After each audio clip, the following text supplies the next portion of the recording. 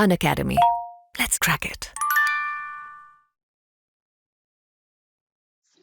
नमस्कार दोस्तों, आप सभी का let's crack UPSC CSC bye Unacademy पे बहुत बहुत स्वागत है।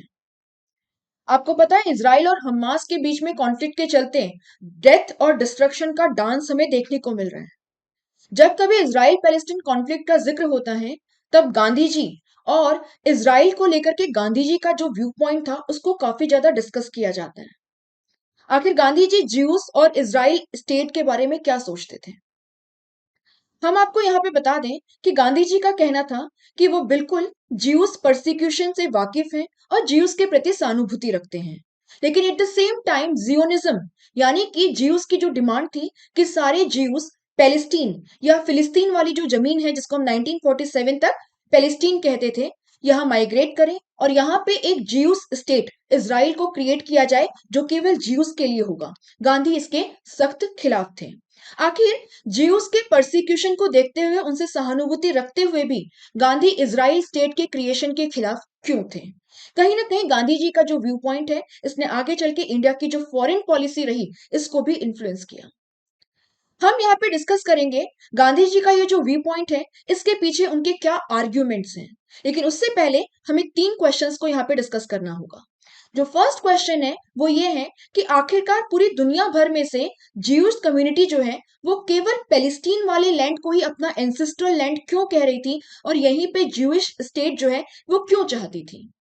और अगर ये इनका एंसेस्ट्रल लैंड था, है ना, इनका नेशनल होमलैंड है, तो फिर किन कंडीशंस के अंदर ज्यूइश कम्युनिटी यहाँ से माइग्रेट करके दुनिया भर के अलग अलग इलाकों में पहुंची? और लेट 19th सेंचुरी में किन कंडीशंस के अंदर जूइश जो है उनको फोर्स किया गया वापस से इस एरिया की तरफ माइग्रेट करके? किन रीजंस की वजह से उन्होंने एक सेपरेट जूइश स्टेट इजराइल जो है उसकी डिमांड रखी? ये सब कुछ समझना बहुत जरूरी है। उसी के बाद में हमें गांधी जी और उनका जो तर्क है वो समझ आएगा। तो शुरू करते हैं यहां से। This is about me. I am Sonpriya and मैं आपका इस पर्टिकुलर प्लेटफॉर्म पे एडिटोरियल सेशन एंड हिस्ट्री की क्लासेस लेती हूँ, करंट अफेयर्स की क्लासेस लेती हूँ। सो आप मेरे साथ जुड़ सकते हैं। चैनल सब्सक्राइब कर लीजिए अगर नहीं किया है तो बेल आइकन प्रेस कर दीजिए। बाकी कहानी को आगे बढ़ाते हैं। तो सबसे पहला जो हमारा सवाल है कि आखिर जूइश कम्युनिटी जो है, जो ज्यूज हैं, वो पूरी दुनिया भर में से केवल जो फिलिस्तीन या पैलेस्टीन वाला लैंड है वहीं पे अपना नेशनल होमलैंड या फिर एक सेपरेट जूइश स्टेट जो है उसको क्यों डिमांड कर रहे थे? अगर इस क्वेश्चन का आंसर आप देखेंगे तो इसमें 3 रीजंस हैं। एक रिलीजियस रीजन है और दूसरा हिस्टोरिकल, तीसरा कल्चरल। अगर हम यहाँ पे रिलीजियस रीजन की बात करें तो कुछ कहानी ऐसी है कि हिब्रू बाइबल के अंदर लिखा है कि ये जो पर्टिकुलर पीस ऑफ लैंड है ये गॉड के द्वारा ज्यूश के जो एंसेस्टर्स हैं, इसके अंदर जो इजराइल हैं और उनके जो डिसेंडेंट्स हैं उनको गिफ्ट किया गया था, और इसीलिए वो पैलेस्टीन वाला जो पीस ऑफ लैंड है इसे अपना एंसेस्ट्रल होम या नेशनल होमलैंड, वतन मानते थे। इसके अलावा हम देखेंगे कि होली सिटी ऑफ जेरूसलेम जो है उसके साथ में जूइश कम्युनिटी का हिस्टोरिकल एंड कल्चरल रिलेशन रहा। हम यहाँ पे देख सकते हैं कि जो इजराइल स्टेट था और जो जुड़ाह का स्टेट था एंशियंट टाइम्स के अंदर, उसकी कैपिटल जेरूसलेम रही थी। इनफैक्ट आपको यहाँ पे बता दें कि किंग सोलोमन जो कि यहूदियों के राजा थे, ज्यूइश कम्युनिटी के किंग थे, आप देखेंगे कि उन्होंने आज से लगभग 3000 साल पहले यानी कि 1000 BCE के अंदर टेम्पल 1 कंस्ट्रक्ट करवाया था, जो आज आपका अल अक्सा कंपाउंड है इसी के अंदर लोकेटेड था। और यहाँ पे ये मंदिर क्यों बनवाया गया? क्योंकि यहूदियों की यह विश्वास है, उनकी ये अवधारणा है कि यही वो जगह है जहां पे इजराइल जो प्रॉफिट हैं उन्होंने अपने बेटे इजाक को भगवान को यहाँ पे सेक्रीफाइस करने के लिए ऑफर किया था, लेकिन because he pass the test भगवान ने उनको यहाँ पे कहा कि आप एक लैम्ब को सेक्रीफाइस कर दो, क्योंकि आपको अपनी प्रॉमिस फुलफिल करनी है, अपने बच्चे को नहीं। और उसी के तहत उन्होंने ये वाली जमीन भी उनको गिफ्ट में दी थी।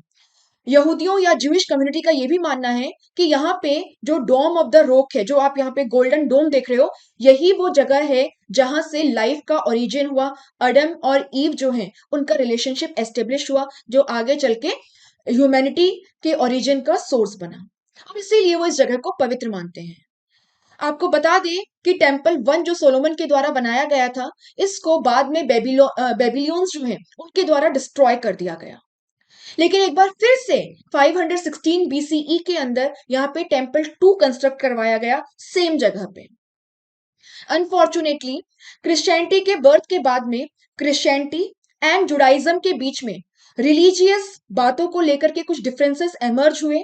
दोनों में काफी ज्यादा बिटरनेस आई। क्रिश्चियनिटी के अंदर ज्यूइश कम्युनिटी को अनटचेबल की तरह ट्रीट किया जाने लगा।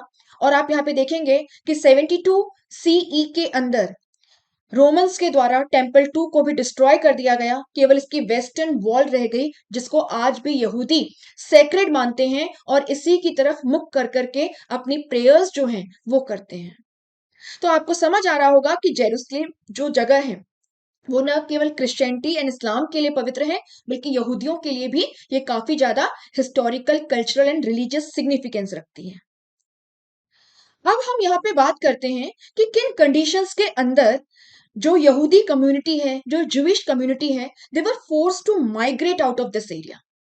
सो आप यहाँ पे क्या देखेंगे?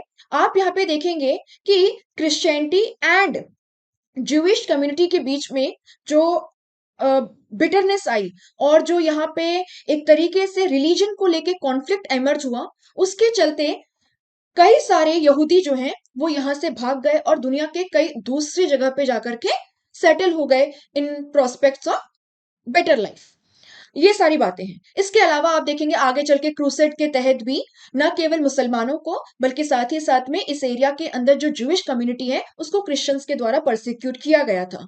और ये भी कुछ रीजन रहा जिसकी वजह से कई सारे ज्यूइश इस पैलेस्टीन वाले लैंड को, जो उनका एंसेस्ट्रल लैंड है, उसको छोड़ करके आप देखेंगे आपको रशिया, जर्मनी, पोलैंड, इन जगह पे ये काफी ज्यादा संख्या में मिलेंगे, स्पेशली आपके फर्स्ट वर्ल्ड वॉर से पहले वाले टाइम पे। सो दे वर forced to flee their ancestral homeland। ये कुछ बातें हैं। उसके बाद में 7th सेंचुरी एडी में इस्लाम का बर्थ होता है और आप देखेंगे कि कई सारे जो इस्लामिक कैलिफेट्स हैं उनके अंडर में ये पैलेस्टीन वाला एरिया आ जाता है।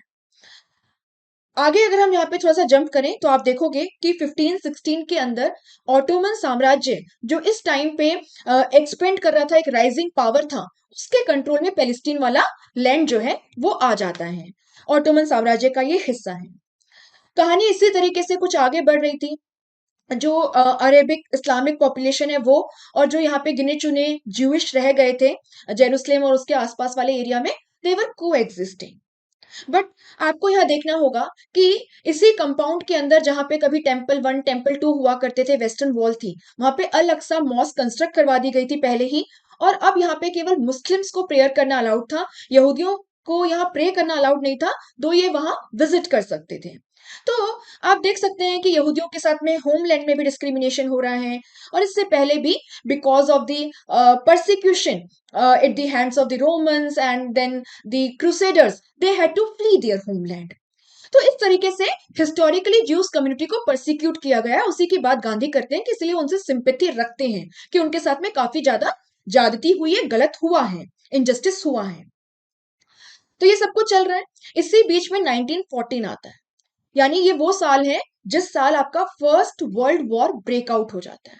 और ये जब फर्स्ट वर्ल्ड वॉर शुरू होता है, इसी दौरान आप क्या देखेंगे, यहां पे 1917 में ब्रिटेन के जो फॉरेन सेक्रेटरी हैं आर्थर बाल्फोर, वो एक डिक्लेरेशन देते हैं जिसे हिस्ट्री में हम बाल्फोर डिक्लेरेशन के नाम से जानते हैं। और इसमें कहा गया, Britain favours the establishment in Palestine of a national home for the Jewish people. यानी पैलेस्टीन की जमीन पे हम चाहते हैं कि जो जूइश है उनका एक सेपरेट स्टेट जो है वो उनको मिले। आखिर आर्थर बाल्फोर ऐसी बातें क्यों कर रहे थे? तो यहाँ पे हमें थोड़ा सा पीछे जाना होगा। आप देखेंगे कि लेट 19th सेंचुरी में एंटायर यूरोप में नेशनलिज्म की वेव थी और बहुत सारे नए नेशन स्टेट क्रिएट हो रहे थे जहां पे एथनिसिटी के बेसिस पे स्टेट कार्व आउट हो रहे थे, जैसे कि जर्मनी फॉर जर्मन्स, फ्रांस जो है वो फ्रेंच के लिए है। क्योंकि यहाँ से यहूदी जो है वो तो माइग्रेटेड लोग थे, तो उनके खिलाफ यहाँ पे डिस्क्रिमिनेशन होता था और इसको हम एंटी सेमिटिज्म कहते हैं। तो पहले यहूदियों को यहां से माइग्रेट करने के लिए फोर्स किया गया। अपने एंसेस्ट्रल होमलैंड से। और उसके बाद में आप क्या देखते हैं, लेट 19th सेंचुरी में हम क्या देख रहे हैं, जगह जगह पे उनके साथ में डिस्क्रिमिनेशन हो रहा था, जिसको हम एंटी सेमिटिज्म के नाम से जानते हैं। और क्यों? क्योंकि नेशनलिज्म के चलते एवरीवन वाज लाइक ये हमारी टेरिटरी है, हमारे लोगों की है, हमारा कल्चर और हमारा मिशन मिशन जो है केवल वो यहाँ पे चलेगा। तो इसी के चलते ये जो लेट 19th सेंचुरी में नेशनलिज्म की वेव है, जो ज्यूस है उनको भी लगने लगा कि यार at least we should also have a homeland of ours, और हमारा तो एंसेस्ट्रल होमलैंड है पैलेस्टीन, हमें वहां वापस जाना चाहिए और हमें भी ज्यूइश कम्युनिटी के लिए एक स्टेट जो है वो डिमांड करना चाहिए। आर्थर बाल्फोर इसी सेंटिमेंट्स पे खेल रहे थे। कहा जाता है Israel has been planted by the west in the Arabic land to fulfil their own geopolitical interest. खैर, इसको कभी फिर डिस्कस करेंगे, आगे चलते हैं। फर्स्ट वर्ल्ड वॉर खत्म होता है, ट्रीटी ऑफ सेवरेस होती है, और इसके अंदर जैसा कि आप यहां पे देख पाएंगे, ये जो एरिया है पैलेस्टीन वाला, ये ब्रिटिश मैंडेट बन जाता है। और जब ये ब्रिटिश मैंडेट यानी ब्रिटिश एडमिनिस्ट्रेशन के कंट्रोल में आ जाता है, यहाँ पे ब्रिटिश कॉलोनियल पावर एस्टेब्लिश हो जाता है, तो क्योंकि ब्रिटेन ने प्रॉमिस किया था कि वो यहाँ पे ज्यूइश को सेटल, जो ज्यूइश कम्युनिटी है उसको सेटल करवाएगा, उनको एक होमलैंड प्रोवाइड करेगा, भारी संख्या में आप क्या देखेंगे, बहुत सारे ज्यूइश जो है वो यहाँ पे आके सेटल होने लगते हैं। और जब ये सब कुछ चल रहा है, तो जो अरेबिक पॉपुलेशन यहाँ पे ऑलरेडी है, जो यहाँ पे सेंचुरीज से थी, आपकी जो ये फर्स्ट सेंचुरी एडी के बाद से ही यहाँ पे काफी भारी तादाद में अरेबिक पॉपुलेशन थी। तो आप यहाँ पे देखेंगे उनको यहाँ पे थ्रेटेंड फील होने लगा, उनको अपने लैंड और अपने राइट्स के बारे में कंसर्न जो है वो सताने लगा। और ऐसे में आप देखोगे 1920s के अंदर, 1930s के अंदर पैलेस्टीन वाले एरिया में अरेबिक इस्लामिक पॉपुलेशन और जो ज्यूइश कम्युनिटी के लोग हैं उनके बीच में कम्युनल कॉन्फ्लिक्ट जो है वो हमें देखने को मिलते हैं। इसी बीच में अगर आप आगे जाएं तो आप देखेंगे कि फर्स्ट वर्ल्ड वॉर में हार के बाद में जब आगे चल के जर्मनी के अंदर नाजी पावर एस्टेब्लिश होता है, तो हिटलर ज्यूश को जर्मनी की फर्स्ट वर्ल्ड वॉर में डिफीट के लिए रिस्पॉन्सिबल ठहराता है। उनको कहता है कि आपने ब्रिटेन के इंडिकेशंस पे काम किया है, क्योंकि ब्रिटेन ने आपको प्रॉमिस किया था सेपरेट होमलैंड, एक Jewish homeland in the Palestine ancestral land, इसीलिए आपने दिल से तन मन धन से जर्मनी को प्रोटेक्ट नहीं किया और जर्मनी वॉर हार गई। यहाँ पे ज्यूइश का जो परसिक्यूशन शुरू हुआ हिटलर के द्वारा, उसके कारण और ज्यादा भारी मात्रा में ज्यूइश जो है वो पैलेस्टीन की तरफ जाने लगे और यहाँ जाकर के सेटल होने लगे। ऑब्वियस सी बात है, ब्रिटेन का इनको फुल सपोर्ट था। अरेबिक पॉपुलेशन को ये बात जच नहीं रही थी कि उनके कॉलोनियल मास्टर्स उनको बंदूक की नोक दिखा करके इन ज्यूइश कम्युनिटी के मेंबर्स को यहाँ पे सेटल कर रहे हैं, और यहाँ पे जो एग्जिस्टिंग अरेबिक पॉपुलेशन है उनके बारे में कॉलोनियल मास्टर्स को कोई लेना देना नहीं है। इसके बाद में अगर आप जाएं तो देखेंगे 1939 के अंदर सेकेंड वर्ल्ड वॉर ब्रेकआउट हो जाता है, और इस दौरान होलोकॉस्ट जो हुआ, जहां पे इनोसेंट ज्यूज जो है उनको गैस चैम्बर्स के अंदर बंद कर दिया गया एंड मौत के घाट उतार दिया गया, बेमौत मार दिया गया, ये आप सबको पता है। और इसी के चलते आप क्या देखेंगे, जब 1945 के अंदर सेकेंड वर्ल्ड वॉर खत्म हुआ, तो ज्यूइश कम्युनिटी के तरफ पूरी दुनिया की ऑलमोस्ट सिंपैथी थी। हर कोई चाहता था कि उनकी जो डिमांड है कि पैलेस्टीन उनका एंसेस्ट्रल लैंड है, यही यहाँ पे वो सबसे पहले सेटल हुए थे और उनको एक यहाँ पे सेपरेट स्टेट दे दिया जाए, इसे फुलफिल कर दिया जाए। बात कुछ ऐसी है कि इसके बाद में ये मुद्दा आपका 1947 में यूनाइटेड नेशंस की जनरल असेंबली में पहुंचता है, जहां पे नवंबर 29, 1947 को जनरल असेंबली डिसाइड करती है कि हम जो पैलेस्टीनियन टेरिटरीज है उसको दो भागों के अंदर डिवाइड कर देंगे। एक, ये जो ब्लू शेडेड पोर्शन आप देख रहे हो ये ज्यूइश स्टेट होगा, और ये जो ऑरेंज शेडेड हिस्सा है ये अरेबिक स्टेट होगा।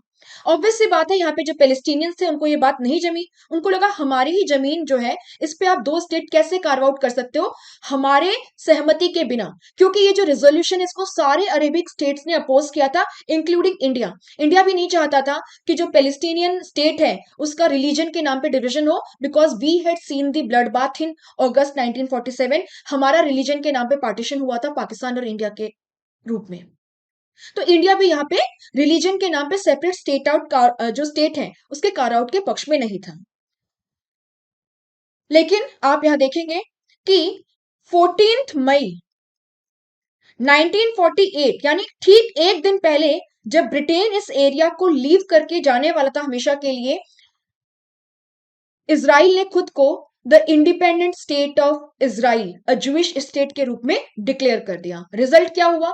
जून 1948 में आप देखते हो कि आसपास के जो अरेबिक नेशंस हैं, इजिप्ट, जॉर्डन, सीरिया, लेबनन, इन्होंने जूइश टेरिटरी यानी इजरायली स्टेट पे अटैक कर दिया। इजराइल का काउंटर अटैक हुआ जिसमें इजराइल जीत गया। इसके आगे की जो कहानी है वो आपको पता है। इजराइल पैलेस्टीन कॉन्फ्लिक्ट जो है उसके अंदर आपको फिर आगे चल के फर्स्ट अरब इजराइल वॉर तो ये हो गया। इसके बाद में आप देखते हैं 1956 में हमें अरब इजराइल वॉर देखने को मिलता है सेकंड। उसके बाद में 1967 में 6 डेज वॉर के रूप में थर्ड अरब इजराइल कॉन्फ्लिक्ट देखने को मिलता है। 1973 के अंदर योम किपुर फोर्थ अरब इजराइल कॉन्फ्लिक्ट के रूप में देखने को मिलता है। इसके बाद में पीस की तरफ भी हाथ बढ़ाया गया। आप देखेंगे कैंप डेविड एकॉर्ड्स जो है ना, कैंप डेविड एकॉर्ड्स एग्रीमेंट हुआ 1979 के अंदर। आगे चल के ऑस्लो एकॉर्ड्स जो है उसके तहत भी पैलेस्टीनियन जो कॉज है, ये जो पैलेस्टीनियन क्वेश्चन है और पैलेस्टीनियंस की ये जो डिमांड है कि we want a separate state, इसके ऊपर बातचीत हुई, रिजोल्यूशन निकालने की कोशिश की गई, लेकिन बात ज्यों की त्यों है, कुछ भी रिजल्ट नहीं निकला। और आप देख रहे हैं कि इजराइल पैलेस्टीन कॉन्फ्लिक्ट जो है वो आज सबसे हॉट एंड बर्निंग इशू है। स्पेशली मिडिल ईस्ट की जो जियोपॉलिटिक्स है उसको इसने हिला करके रख दिया है।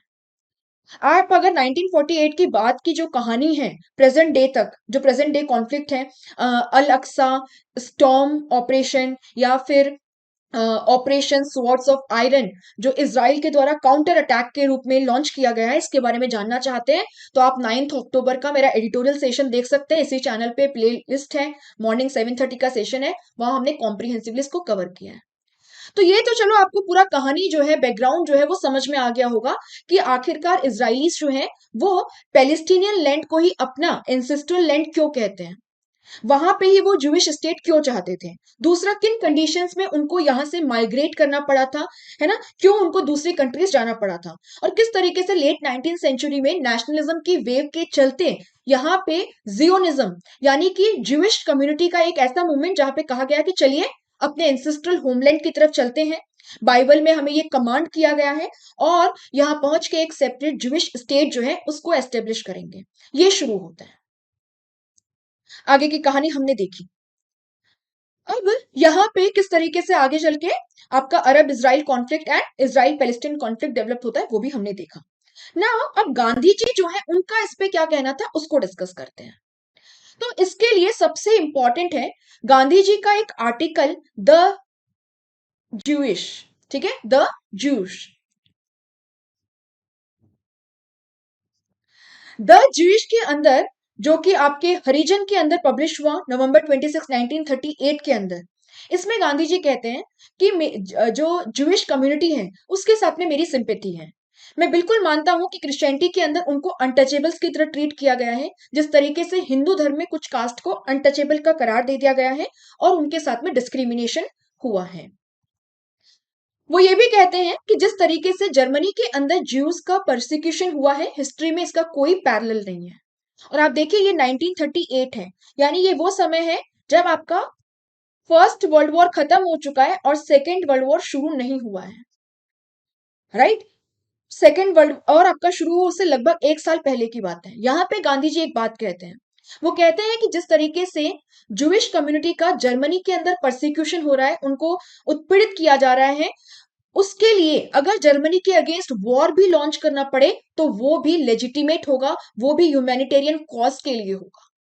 तो जो गांधी नॉन वायलेंस प्रीच करते थे वो यहाँ पे जर्मनी के खिलाफ अगर अटैक होता है तो उसको सपोर्ट कर रहे थे। द रीजन बीइंग जर्मनी में ज्यूइश कम्युनिटी जो है उसका ओपनली परसिक्यूशन हो रहा था। यानी गांधी जी जो है वो ज्यूइश कम्युनिटी के प्रति सिंपैथी रखते हैं। बट इसी आर्टिकल में वो एक और बात कहते हैं, वो कहते हैं मेरी सिंपैथी है उनके साथ में, लेकिन जिस तरीके से Jewish community British colonial power का साथ लेकर के और उनकी बंदूक के दम पे इस एरिया में आके सेटल हो रही है, जो अरेबिक पॉपुलेशन के अंदर कंसर्न्स रेज कर रही है, और हमें अरेबिक पॉपुलेशन और ज्यूइश कम्युनिटी के बीच में टेंशन देखने को मिल रही है, ये सही नहीं है। यहाँ पे जो अरेबिक कम्युनिटी है वो काफी सदियों से रहती आई है और उनका भी इस जमीन पे उतना ही हक है जितना कि ज्यूइश कम्युनिटी क्लेम करती है। अगर ज्यूइश कम्युनिटी को यहाँ पे सेटल होना भी है तो ये केवल पीस के वाया हो सकता है। केवल ये अरेबिक जो वर्ल्ड है उसके साथ में पीस, लव, मतलब शांतिपूर्ण ढंग से नॉन वायलेंट तरीके से नेगोशिएशन करके हो सकता है, इस तरीके से जोर जबरदस्ती से नहीं। तो गांधी जी ब्रिटेन के द्वारा जोर जबरदस्ती से बंदूक की नोक पे ज्यूइश कम्युनिटी को जिस तरीके से पैलेस्टीन के अंदर सेटल किया जा रहा था उसके अगेंस्ट थे, वो ज्यूइश कम्युनिटी के रिटर्न होने के अगेंस्ट नहीं थे। गांधी जी का एक और बात यहाँ पे था, वो ये कहते थे कि जो ज्यूइश कम्युनिटी है, rather than returning to their ancestral home, कहना कि भाई यहाँ पे बाइबल में ऐसा लिखा है कि ये हमारी अपनी जमीन है, या फिर यहाँ पे ज्यूइश किंगडम हुआ करते थे इजराइल के या जुड़ाह के, ये कह के वापस आने से बेटर है कि आप जहां पे जन्म हुआ है आपका, जहां पे आप बड़े हुए हैं, जहां आप काम कर रहे हैं, उस कंट्री के अंदर आप जस्टिस और इक्वेलिटी की डिमांड करें, शांतिपूर्ण तरीके से नॉन वायलेंट मैनर के अंदर। यहाँ पे रेजिस्टेंस की जरूरत है और आप अकेले इसको शुरू कर सकते हैं, बाकी दुनिया जो है वो आपके साथ में जुड़ती जाएगी। इसके बाद में गांधी जी का एक और आर्टिकल है जो पैलेस्टीन एंड इजराइल कॉन्फ्लिक्ट को लेकर के उनका जो व्यू पॉइंट है उसे हमें एक्सप्रेस करता है। तो फर्स्ट पॉइंट आपको क्लियर हो गया कि Gandhi ji had sympathy for the Jewish community. वो बिल्कुल मानते थे कि ज्यूइश कम्युनिटी का रिलीजियस बेसिस पे परसिक्यूशन हुआ है और उनके साथ में गलत होते हुए आया है, लेकिन इसका सोल्यूशन ये नहीं है कि पैलेस्टीनियन कम्युनिटी के साथ में गलत हो। पैलेस्टीनियंस के जो राइट्स है उसको भी रिकॉग्नाइज करने की जरूरत है और पैलेस्टीनियंस एंड ज्यूइश कम्युनिटी एक साथ रह सकती है, बट ये केवल जो अरेबिक पॉपुलेशन है उसके साथ में बातचीत से किया जा सकता है, जोर जबरदस्ती से नहीं। अब दूसरी बात यहां पे देखते हैं। आप देखेंगे कि पैलेस्टीन, ये जो आर्टिकल है ये 14 जुलाई 1946 को अगेन हरिजन वीकली जो है उसके अंदर पब्लिश हुआ। यानी इस टाइम तक आपका सेकेंड वर्ल्ड वॉर खत्म हो चुका है और जिस होलोकास्ट की हमने बात की वो भी हो चुका है। ज्यूइश कम्युनिटी जो है उसके प्रति पूरी दुनिया भर के अंदर सिंपैथी थी और कहा जा रहा था कि इनकी जो डिमांड है एक सेपरेट ज्यूइश स्टेट की, जहां पे ज्यूइश कम्युनिटी जो है उसके इंटरेस्ट को प्रोटेक्ट किया जाएगा, वो उनको दे दी जाए। यहाँ पे गांधी जी एक बात कहते हैं, वो कहते हैं Palestine was a question of justice not humanitarianism. यहाँ पे जस्टिस का मैटर है और वो कहते हैं कि ज्यूइश और जो अरेबिक पॉपुलेशन है they can live together in a single state. यहाँ पे आपको रिलीजन के बेसिस पे सेपरेट होमलैंड देने की या सेपरेट स्टेट कार्व आउट करने की जरूरत नहीं है, चाहे इसमें फिर पैलेस्टीन की पार्शियल टेरिटरी इंक्लूडेड हो या कंप्लीट टेरिटरी इंक्लूडेड हो। ऐसा गांधी क्यों कह रहे थे?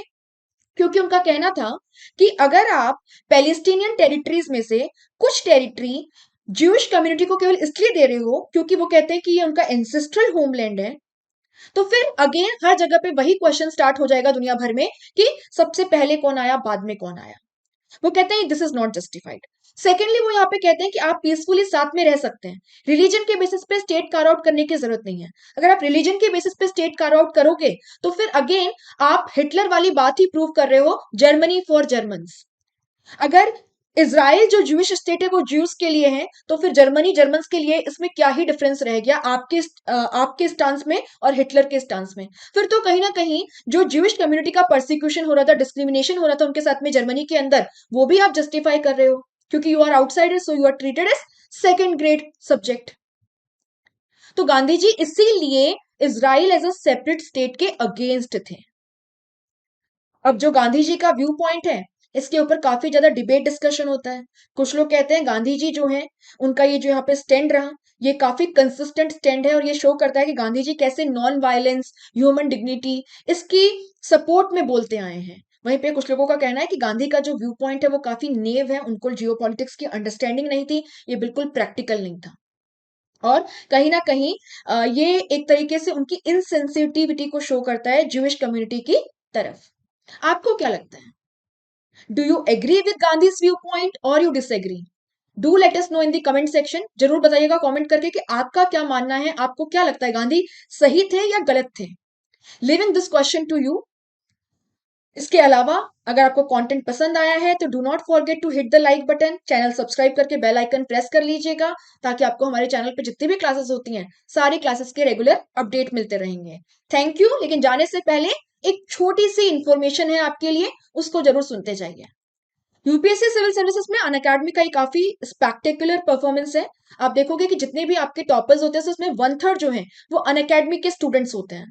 और अब आपके लिए प्रीलिम्स 2024 को लेकर के हमारा रिपीटर्स बैच जो है वो अक्टूबर 16 से लाइव हो रहा है, जहां पे आप देखोगे best educators with high quality PowerPoint content, notes for revision, prelims mains test series evaluation, CSAT as per the new module, 1-on-1 mentorship, आपको पिछले 2 साल के यानी पीटी 730 करंट अफेयर्स, आपके डेडिकेटेड डाउट सेशन, सब कुछ मिल रहा है। और वो भी अप टू 50% ऑफ तक अगर आप ये कोर्स परचेस करते हैं 14 अक्टूबर तक।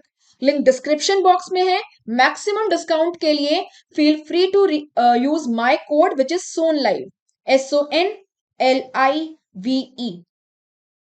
बाकी अपना हिंदी का प्रतिज्ञा बैच है कॉम्प्रिहेंसिव, ये भी अक्टूबर 19 से लाइव हो रहा है, आप इसको ज्वाइन कर सकते हैं, डिस्क्रिप्शन बॉक्स में लिंक है।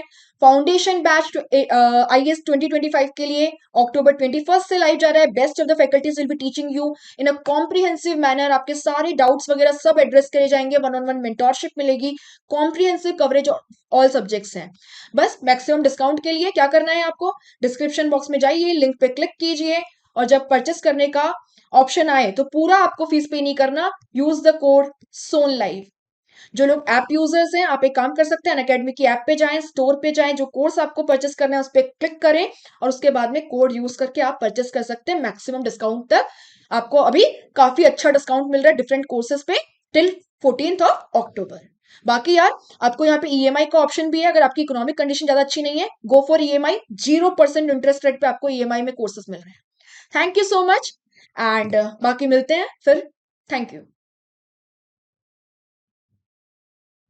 Unacademy. Let's crack it.